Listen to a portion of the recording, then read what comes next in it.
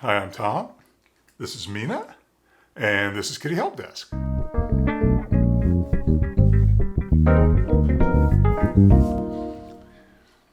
So today I want to talk a little bit about labels and the way that we label our cat's behavior. Often kind of deciding arbitrarily whether that behavior is good or bad or mean or, all sorts of things we label our cat's behavior. I mean, we hear a lot of cats being called mean or bitter, and really cats they don't really have the capacity to have those. All right, here you go. Humans tend to like to put things in boxes, We like to create a label and put it on the box and then put the thing in the box, and now that thing is in that box. And we don't have to think about how to categorize it after that. But the fact of the matter is that cats really don't have many of the characteristics that we assign to them when they misbehave. And a cat who is misbehaving is really just, rather than misbehaving, we really ought to think of it as they are indulging in behavior we don't like. We're the ones that are creating the idea that this is not a good behavior, because obviously from the cat's point of view, this is a behavior that they need to act on, that they need to have this behavior, that evolution and their environment and their learning have taught them that this is the right behavior to be performing at this given time. So we need to think of behaviors, rather than labeling them, we need to think of them as not good or bad, but as indications of what's going on inside of our cats. And I always recommend that, no one ever punish a cat. I mean, a cat isn't doing anything, with a malicious thought in their head. Cats are not capable of having malicious thoughts. Cats are just doing what they need to do to feel safe and secure at any given moment. You'll hear a lot of people refer to their cats as doing things that are spiteful. Spite isn't something that figures into it in cat behavior. Cats are really not capable of feeling spiteful. And so they can't really behave in a spiteful way. That's often attributed to times when a cat might urinate outside the litter box or defecate on somebody's bed. And they're like, oh, they're just mad at me because I went out of town or, whatever. That's really not the case. What happens in most cases of kind of going outside the litter box, those are usually caused by feelings of insecurity.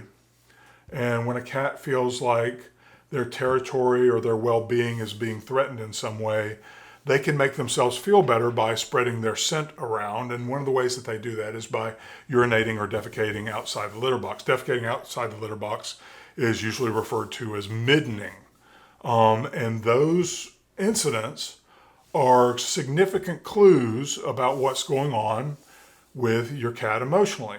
If your cat feels highly insecure, there's usually a good reason for that, and it's something that deserves to be explored rather than labeled as spiteful or mean, because when you start labeling an animal, you start driving a wedge between you, because it makes it easier to be us and them, So we just need to think in terms of not good behaviors and bad behaviors, but really wanted behaviors and unwanted behaviors, or desirable behaviors and less desirable behaviors.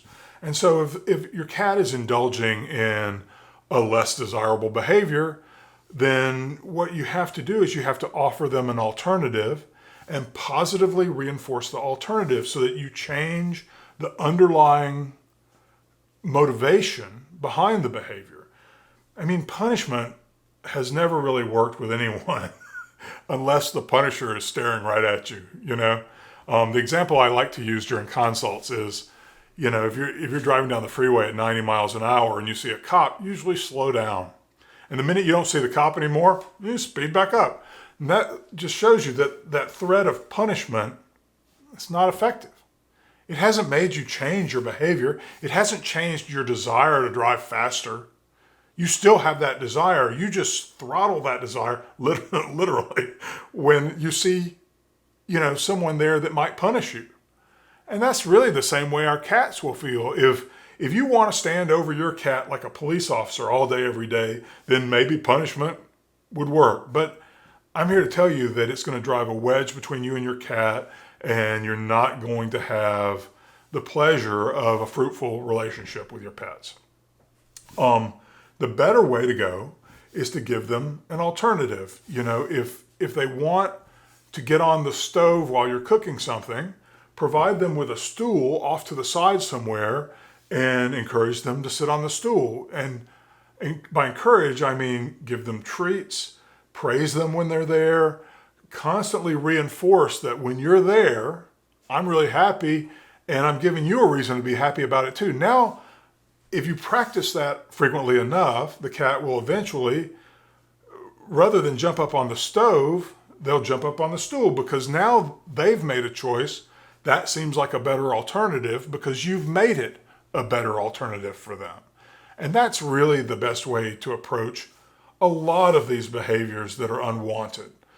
So next time you sort of jump to a conclusion that your cat's being spiteful or mean or is mad at you, think about that again and really think about why they're behaving the way they are, what the motivation behind it is, and what are the ways that you might change that motivation. And I think you'll be a lot happier and your cat will be a lot happier. So thanks for watching. Please like and subscribe, and I'll see you next time.